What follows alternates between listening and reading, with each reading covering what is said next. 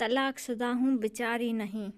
सोना सोना बड़ी मामी का फ़ोन आया था। परसों से अलग अलग लड़के आने वाले हैं। अब सब ठीक होगा।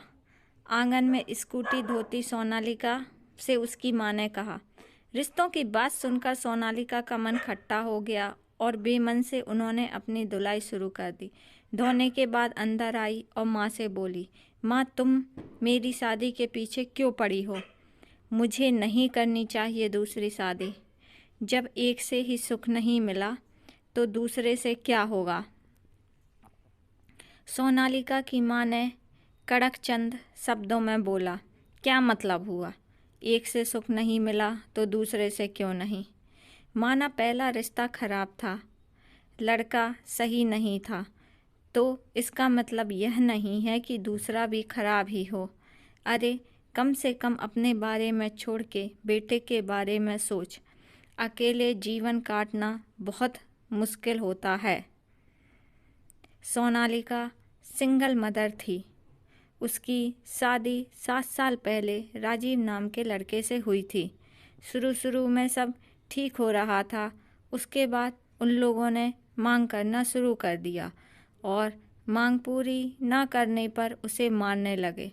शुरू में सोनालिका सब सहती रही, पर ज्यादती होने पर उसने तलाक लेना ही बेहतर समझा और अपने बेटे के साथ मायके रहने लगी।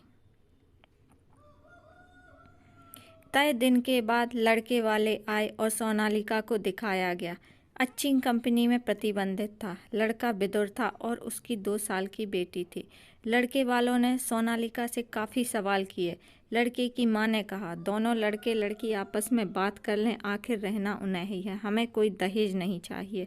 अनुज ने अनाधिकृत तौर पर पूछा, आपने अपने पहले पति को क्यों छोड़ दिया? अपनी बीती कहानी बताइए। अनुज ने पूछा, आप स्कूल टीचर हैं, मैं समझ सकता हूँ बिना पिता के बच्चों को पालना आसान नहीं, पर मेरी एक शर्त है कि मेरी बेटी को आप कुछ नहीं कहेंगे और आपका बेटा भी मेरे साथ नहीं रहेगा। इससे ज़्यादा कुछ उम्मीद मत कीजिएगा। बीच में ही बात करते हुए सोनालिका ने कहा, मतलब ये है कि मैं नहीं चाहता कि मेरी बेटी को उसकी माँ का प्यार बांटना पड़े। यह सुनकर ही सोनालिका ने अपने पैरों के नीचे जमीन खिसक गई। सोनालिका ने 2 टूक शब्दों में कहा, आप शादी करना चाहते हैं या एहसान दिखा रहे हैं?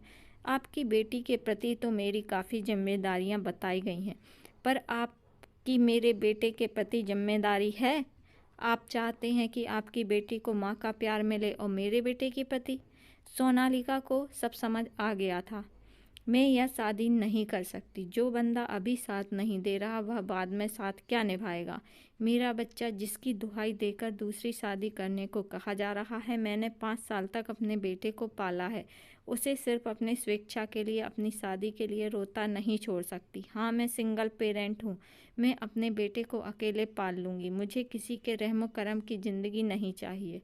प्लीज़ आप यहाँ से जाएं, वहीं चले जाएं। सोनालिका ने एक सांस में सब कह दिया।